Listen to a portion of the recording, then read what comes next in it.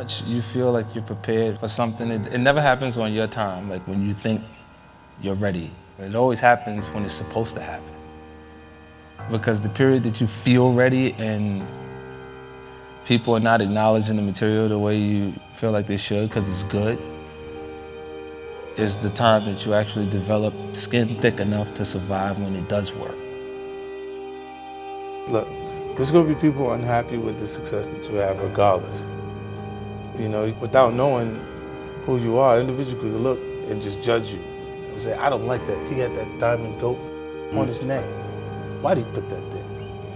He got to be a certain kind of person because he liked diamonds. And then they can just assume that anything they would like to register negative, they can just register it negative. Some people, they have the trait of, like, let's say the person's across the street, they look at you, they don't like you from across the street. Some people feel the need to go across the street to say, why, I'm a good person. I don't give a f.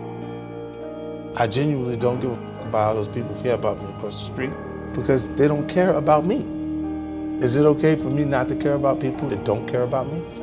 I mean, like, the simple things, like if you look and you go, it would be entertaining for them to see me in crisis. So if you saw that and you go, why would you care about a person who would like you to see under the worst circumstances you could be under? I feel like you can will yourself into a good space. Things that are meant to happen will. And if you believe in yourself enough, you can help yourself learn. You can inspire yourself in different ways where you can actually discipline yourself, to the point that you can become good enough. Like from '97, like when I started writing, it was full time. Like every day I was writing music because I had no choice. If I was gonna stop hustling, then how was I gonna provide or continue the lifestyle that I created for my son's mom, my son, and myself? So I was ready in '97. And I didn't have a major record company marketing to promote my project until 2003.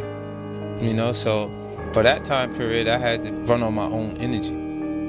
I had to convince myself that I'm gonna make it, regardless of how people felt at that time. And what it does is it makes you feel like, well, it made me feel like there's gonna be points that people are gonna mistake my confidence for arrogance because they don't understand the process I went through.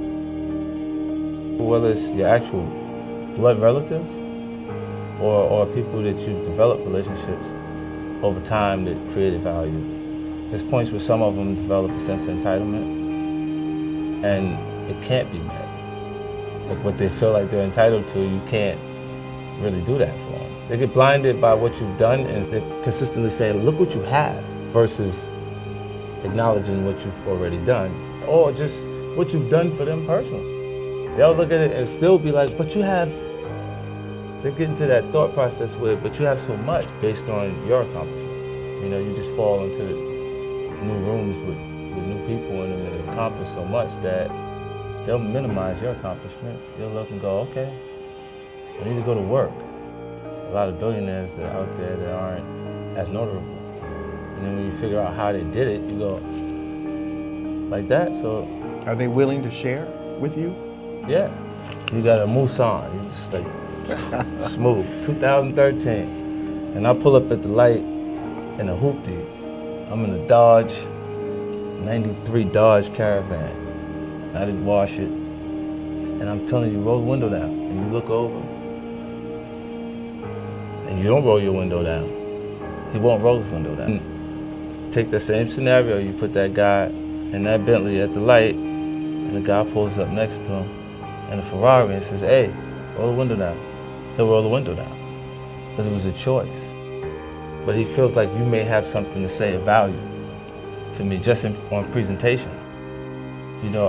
Like I say this to younger actual, guys out there to kind of fit the description. Like if I was going somewhere and it wasn't, I have to be conscious of it. I can't do the three-piece when I'm there as 50 Cent. Because then the audience will look at you like they're parents instead of the actual artist that they appreciate. But if you actually want to make the window roll down, you have to fit the description.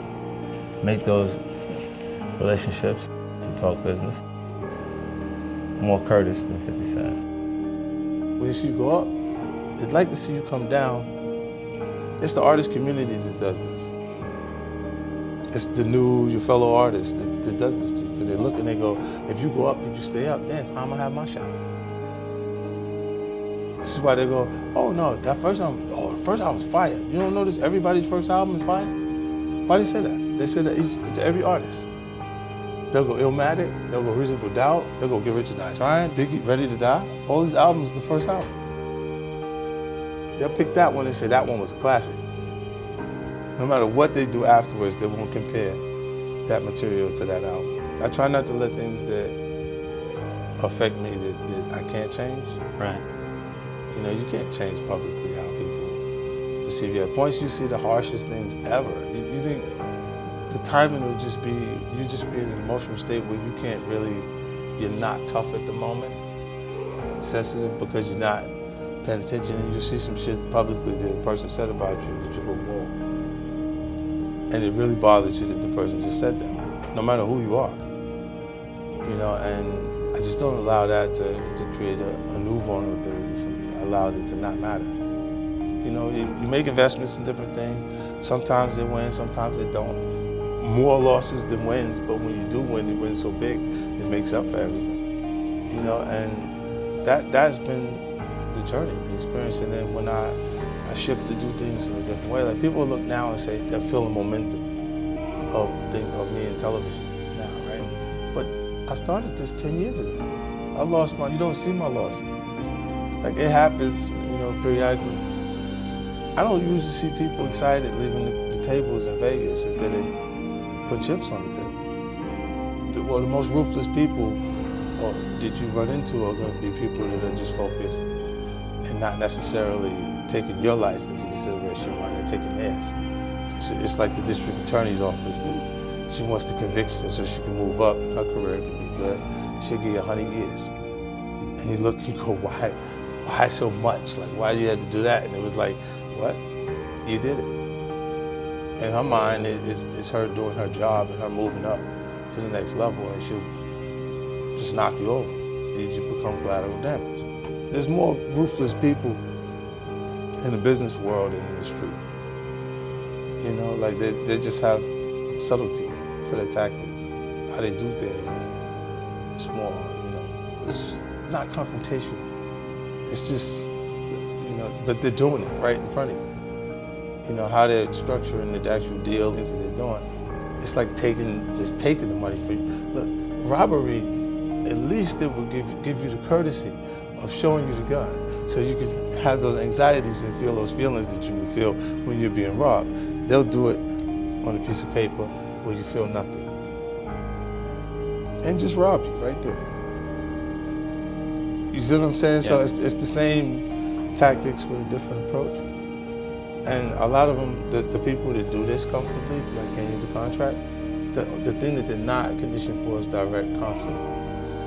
And that the circumstances I grew under absolutely have to be prepared for it. Like the fighters, they look good after they have 8 weeks of training and they focus their mind for 8 weeks straight.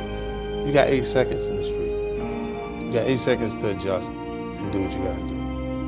But once you look, to entertain is to provoke emotions, right? So if the person doesn't love me, I'd like for them to hate me so I can mean enough to them, right? It would just mean that I meant enough for them to have feelings towards me. Because if you don't like me, then I don't matter. I wouldn't even exist to you if you don't hate me. At least let me get that energy out of you. It's okay as long as you care enough about it to have feelings. Because that's what it is to entertain. I think the things you go through make you who you are. So I don't regret those things. I don't regret them because I don't think I'd be who I am today if I wasn't exposed to those situations. If you ask me, those are unfortunate situations that I've had to experience. And if I had a choice, I would have definitely went in a different direction. But under those circumstances, when you're in an environment where you meet aggression with aggression, or you're deemed weak, and the weak becomes the prey, you gotta kind of back people off of you at different points. And when you're willing to go as far as further than the other guy, you'll always prevail. You always end up on top. It's like the kid in the schoolyard that doesn't want to fight always leaves with a black eye, because as soon as the other kid identifies he doesn't want to fight, he hits him.